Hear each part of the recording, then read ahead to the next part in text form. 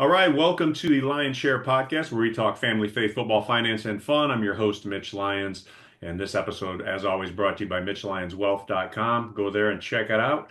Hey, subscribe, like if you enjoy this broadcast. We'd love to share future episodes with you, so please be free or please feel free to do that and share with your friends. Today's guest coming on short notice, and I much appreciate it. But with the draft coming up, I thought I would have former Steeler general manager Kevin Colbert on.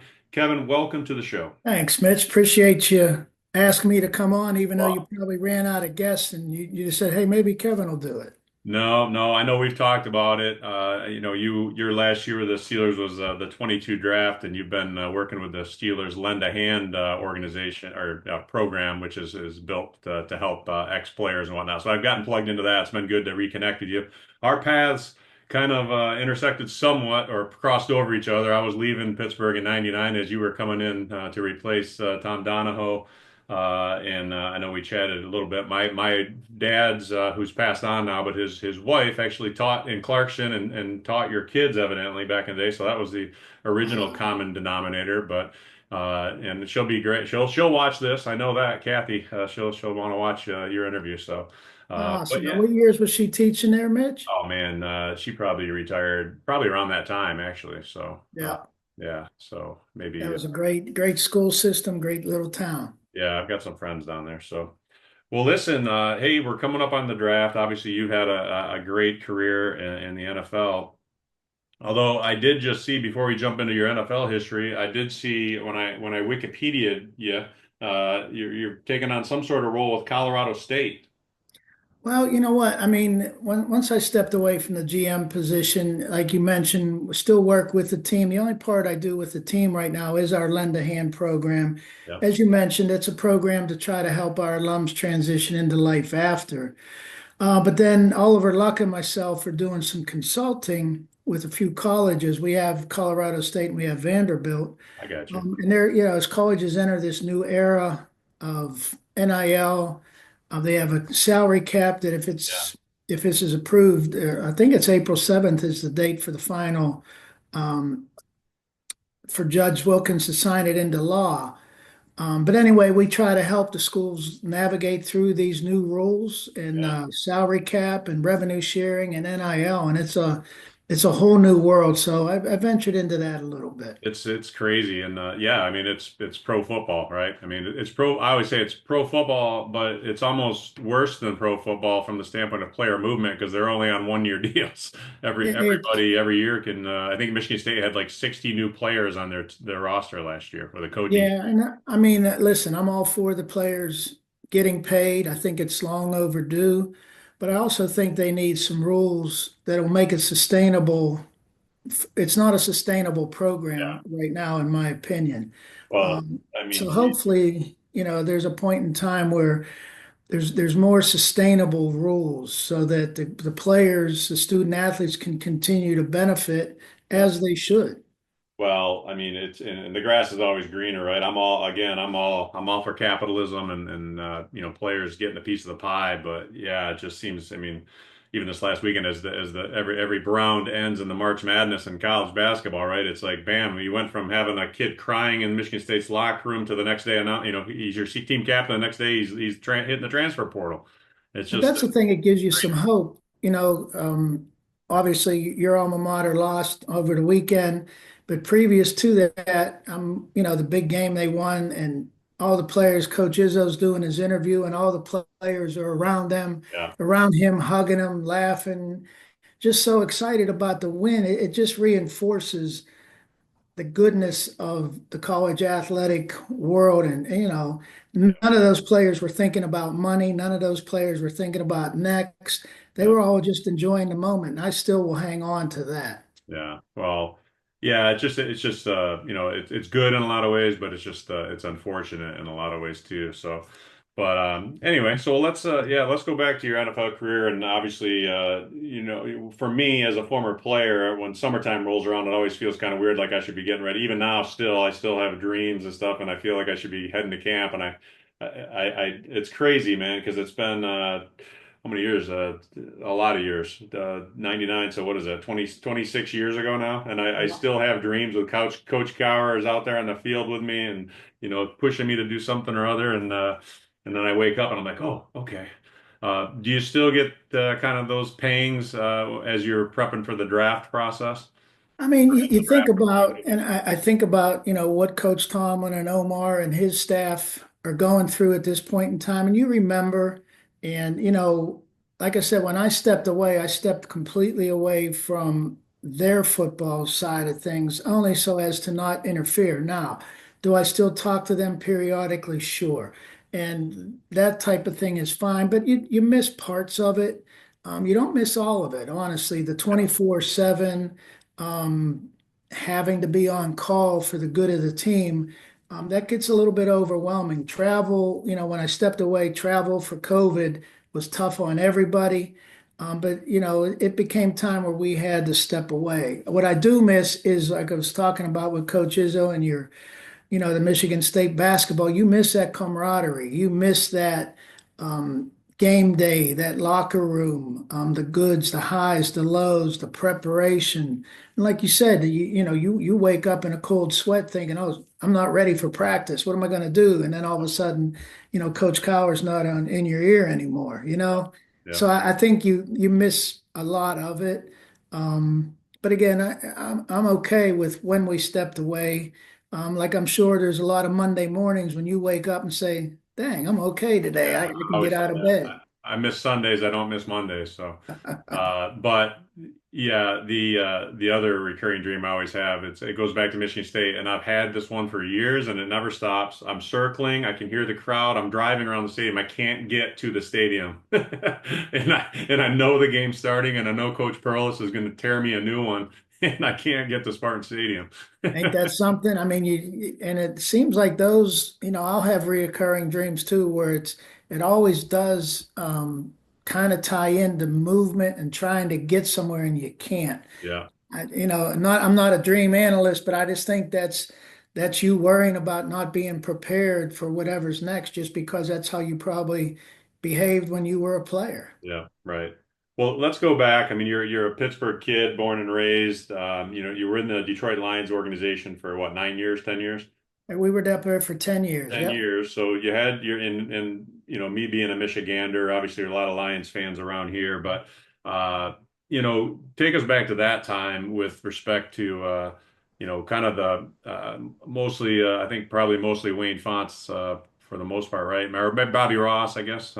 Yeah, I was with Coach Fonts for 7 years and with Bobby, Coach Yeah, Ross. I'm sorry, with Coach Fonts for 7 years and Coach yeah, Ross for three.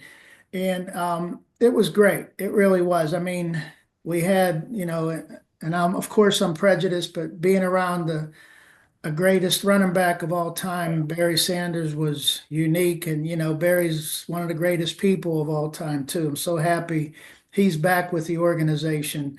And you look back and, we were a playoff team, a non-playoff, playoff, non. We never hit a level of consistency. And that was frustrating, yeah, especially when you go back. I remember seeing Barry a few years ago at a golf outing. And this is after we had won a Super Bowl in Pittsburgh. And I just said, Barry, I just want to apologize that we never got that done for you in Detroit because you, as a Hall of Fame player, you deserve that.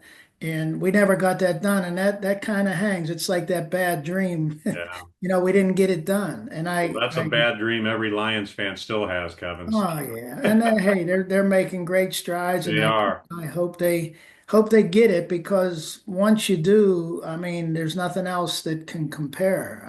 Nothing else measures up. You got to meet it year in and year out then. Well, let's jump right into that because that's another thing I wanted to talk to you about. I mean, so obviously, I look at that 90s. That's when I was playing, but the Lions were pretty competitive. Obviously, making the playoffs every other year. I said, which for the Lions' history was pretty good, but like you said, not consistent enough to get to a Super Bowl. But you know. obviously they went through some really hard times, during the Matt Millen era. God bless his soul, but they had some dark times during the 2000s, and Calvin Johnson kind of fell into the same thing Barry did there. He just never got to the big dance, but. They seem to not seem. They have obviously turned it around with the Brad Holmes and Dan Campbell combo. Looking at it from the outside, from another, with your perspective, I guess, what do you think is the key? What's the main thing, if you can put your finger on one thing that they brought to the organization that was lacking for, the 10 years prior? I don't know Coach Campbell. I know Brad just from being in the personnel world, but it seems like they have a cohesiveness that it's mandatory in any successful organization. If your top people aren't working in concert, you don't have a chance. No matter if it's pro football, basketball, college athletics, the financial world. You know that you all have to be on the same page, and it really seems like they're all pulling in the same direction. And sooner or later, they're going to break that wall down. When I got to Pittsburgh, um, we had a couple setbacks where we lost some AFC championship games. And then once you got past that hurdle, um, it was like, oh, okay, we should have did this a while ago, but it took a little bit more. But once you do, you realize that the things you were doing must have been correct. And I think Coach Campbell and Brad, they seem to be pulling in that common direction. And of course, the Ford family, everybody's in concert. So I think they have a great chance. Yeah, and I think you can see it from watching Hard Knocks. I don't know if you watched that at all when the Lions were on a couple years ago, but kind of see behind the scenes a little bit, right? And I mean, the thing that stands out to me is Campbell. I mean, he's just genuine, he's authentic, right? And that's what I always say about Coach Cowher. I mean, he'd tell you where you stood, man. You might not like to hear it, but you're gonna know right where you stand. Let's just be up front with it and lay it out there. And I remember Coach would always say at the end of camp, "Okay, hey." All the battling for positions, we've handled that. Now it's time to accept your role and let's pull on the same end of the rope and get this thing done. And I think that's what I see happening with the Lions. The thing that concerns you as a fan is how hard it is to get to, they got to the NFC Championship 2 years ago, have a 17-point lead and lose that game. And then last year they have a fantastic season and just happen to have their worst game of the year at the wrong time, right? And it's not a guarantee you get back there. I mean, you might keep making that step, like you said, but man, it's hard to win against 31 other teams all trying to do the same thing. No, it's very hard. And, my second year with the Lions, we got to that NFC championship game and we played Washington, then the Redskins, and we got beat. And Yeah, when you're that close and you don't get there, you're just like, wow, we'll never get back. And then another year, a few years down the road, we're playing Green Bay for the right to play in the NFC Championship game.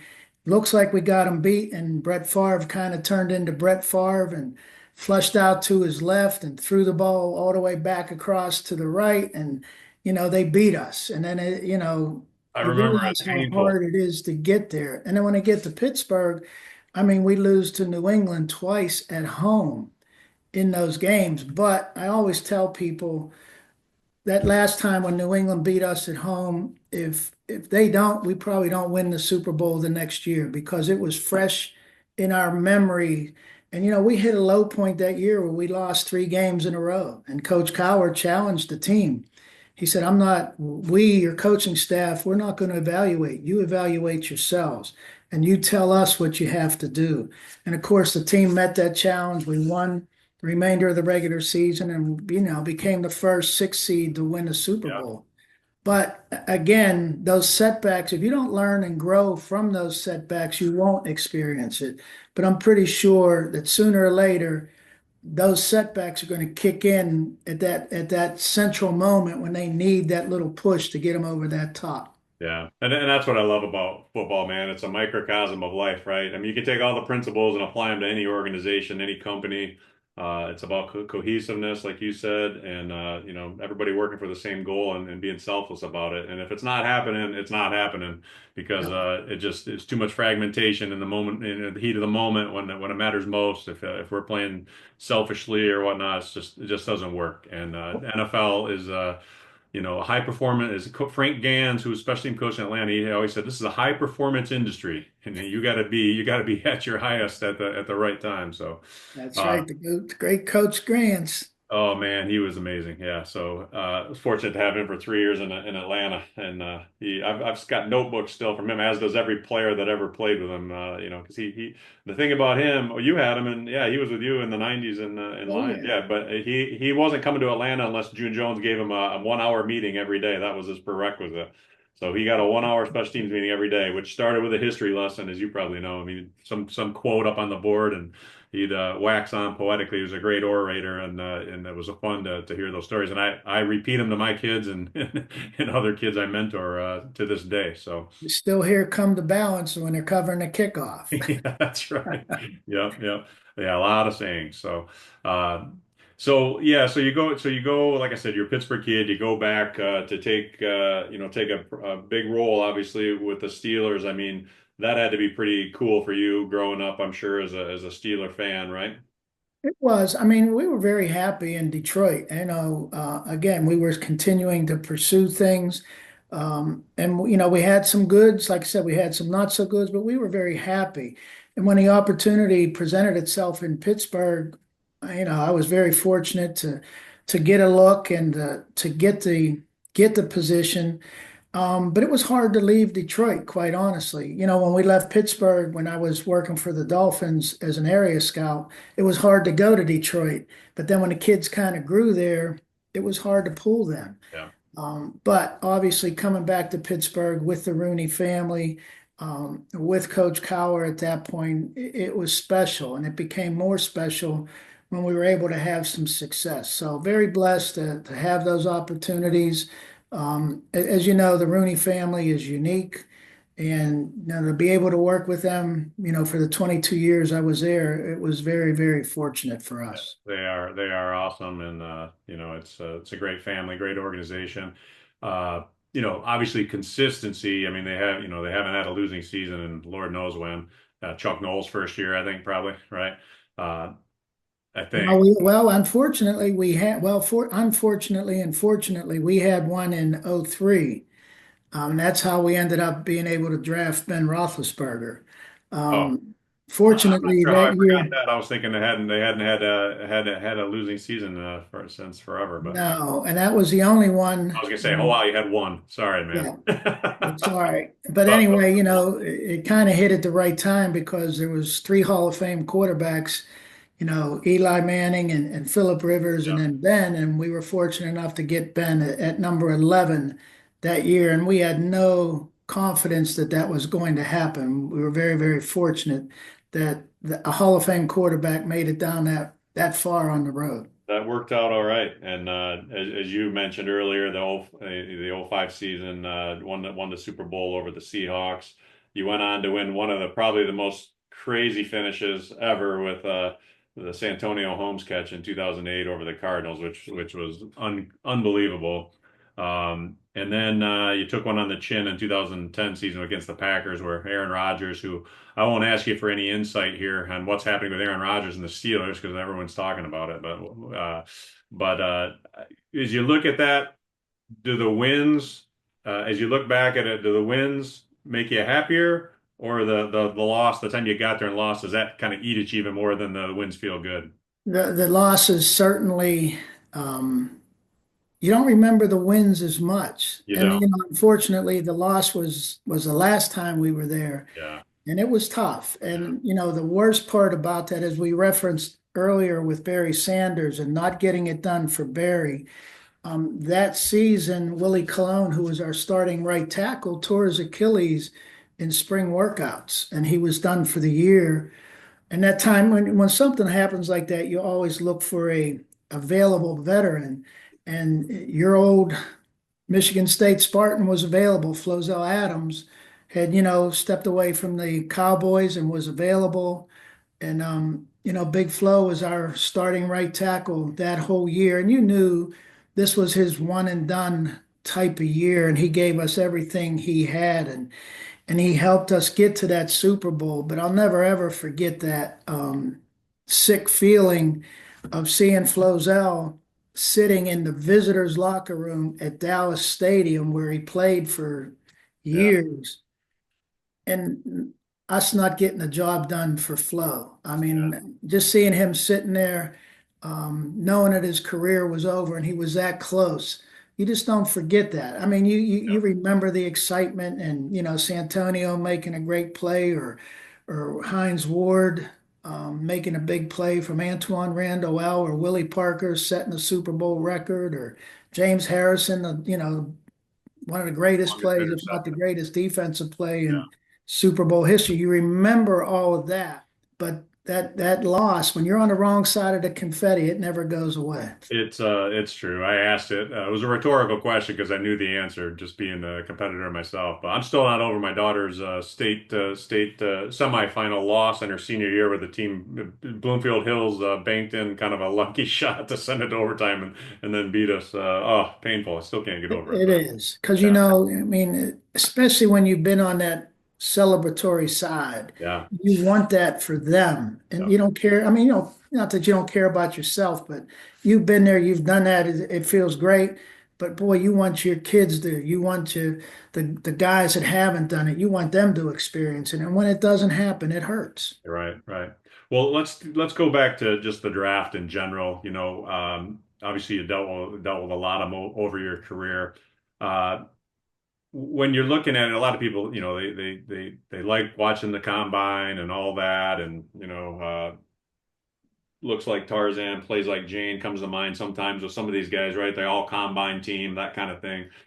How much importance do you put on the phys? I mean, obviously you want a kid with quick twitch and that can run fast and all that, but how, as you're looking at that, how much of the unmeasurables come into play, would you say, in terms of the physical attributes? It's so much more important. We always talk about game tape and game play. Yeah, Because all the measurables aside, all the testing aside, it's how you play the game. And, that's why the scouts spend hours upon hours and days and weeks. And sometimes we're following a player for 2 years just to make sure we understand him as a player. But more importantly, and I used to tell guys this all the time, when we would go to a game and scout a game, I'd tell them, I'm not watching. I don't care what happens on the field because I'm going to watch that video 2,900 times between now and the draft.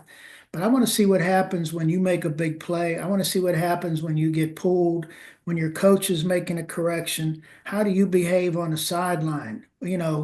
Helping a teammate, or does a teammate try to help you? And that is so much more important. The combine is great for verifying what you believe you saw on the video. The interviews are paramount because those players you've been watching for 1 or 2 years, you finally get to talk to the person under the helmet, and that's so much more important. It really is because, and again, I'm not anti-analytic, but I'm old enough to um, have learned that I need to learn more about analytics and appreciate it, but I will always live by it's how you play the game. Yeah. And you know this, you've been in critical um, decision-making seconds where you don't have time to think about the probability. You just got to react. And it's so important that the mental makeup, the football makeup, the personal character, that goes, that has to be, because if you don't have good personal character, you're not going to have a career, or you're not going to have an extended successful career. Yeah, and same thing again, true in any industry, right? I mean, as I'm trying to add to my team, and I'm looking for the same thing. Who's a go-getter? Who's going to want? It's not always going to be rosy. What are you going to do when things aren't going that great? And it's time to get back on the horse and Oh get after. yeah. Hey, deal falls through. Get on that phone, and let's make another connection because the world doesn't stop because you lost one. So No, and everybody's going to lose. If you're in athletics, you're going to lose. If you're a baseball player, you're going to lose more than you win yeah, when you're batting. And you know this. And when you don't make that deal, you only lose if you don't learn from it. exactly. Because if you don't, we're all going to lose. So you better learn so that you can maybe avoid that loss in the future. I just saw a great speech by Roger Federer. I think he was speaking at a college graduation or something. He was speaking about the fact I think he only won like it was low 50s, like 54% of the points in his career. right? He only won 54%. You think he only must have been average then, huh? Far from it, right?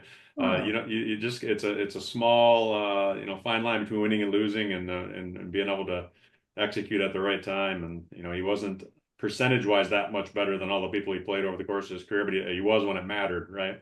yes, and that's where it gets back to who gets it done at the critical times. Yeah. And again, a combine 40, that's not going to measure that. Um, Thank goodness, Kevin, because I wouldn't even been in the NFL. My oh, my kids, one of my sons unearthed my combine stats, and he was sending them out to the family. He was making fun of all my stats because they were in the bottom couple on pretty much on everything.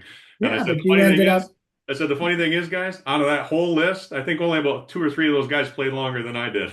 right. And that's, I mean, that's what you got to look for the commonality of folks like yourself. What was in you that made you be a successful NFL player? Yeah, And we try to study that all the yeah. time. We'd go back on, what we hit on and what we missed on, and what's the commonality of that person that makes it. And we try to identify that as Yeah. you moved into the next draft. I didn't wow anybody with my 40, but I always love the story in Atlanta, like well, our weight coach Tim Jorgensen, he was telling the story. He goes, "Yeah, well, when we drafted Mitch, he said, yeah, we had some concerns about his speed, so we got Coach Perlis on the line, a conference room, everybody's sitting around, and Coach, we have some concerns with speed, and Coach Perlis told him, if you're looking for a track guy, he's not your guy. If you're looking for a football player, he's your guy." So Exactly. And that's what it'll always come back to that. Like I said, no disrespect to the analytic world. I understand it. I'm sure you have to use certain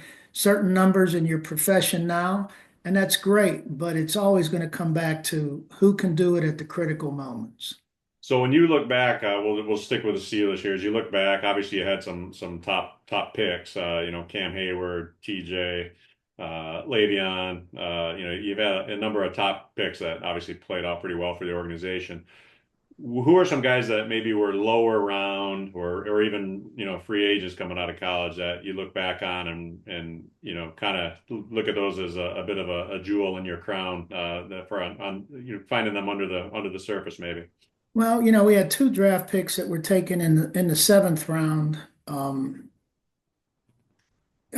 Kiesel was taken in the seventh round out of Brigham Young. Of course, Brett was turned into a Pro Bowl player who was a starting defensive end for us.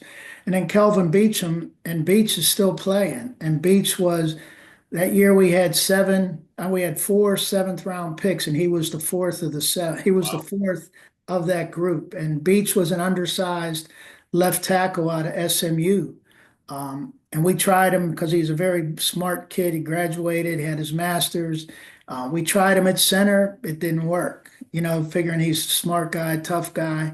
Put him at guard because he was more guard size. It didn't work.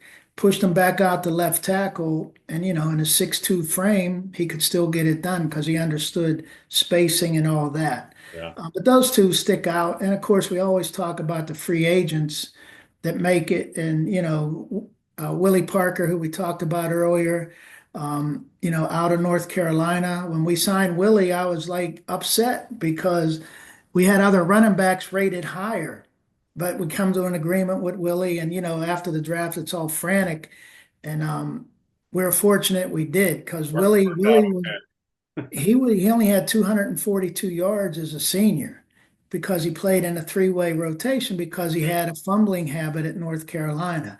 Well, Coach Hoke helped him overcome that with us, and of course, Willie still has the longest run in Super Bowl history. And then James, we cut James four times, Yeah. and it That took he's an amazing James story.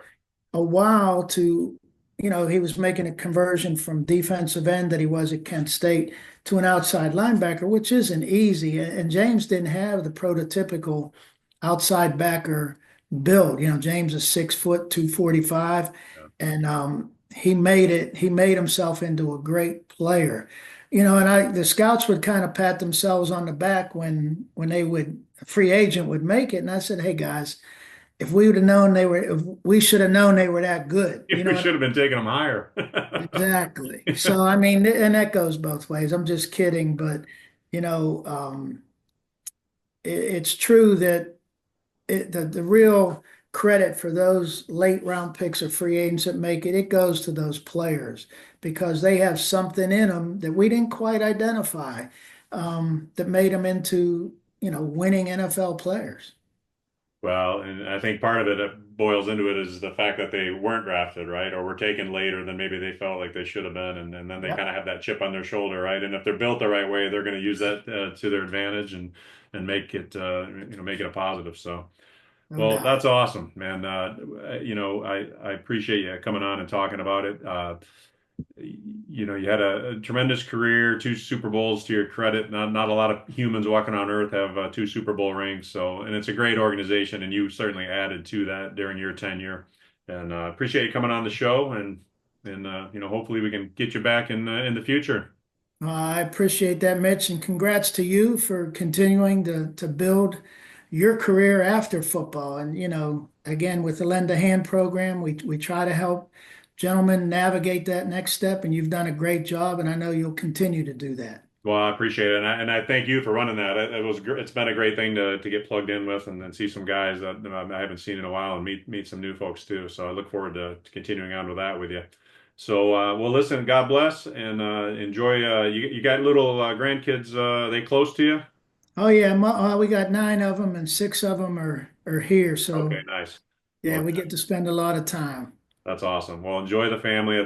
What matters most. Super Bowls are great, but it's all about family, man, and health. So stay healthy. Stay being a good grandpa. You too. Now, take care, Mitch. Good seeing you. Again, folks, this episode brought to you by Mitch Lyons Wealth. Like, subscribe, and share the Lions Share with your friends. Take care.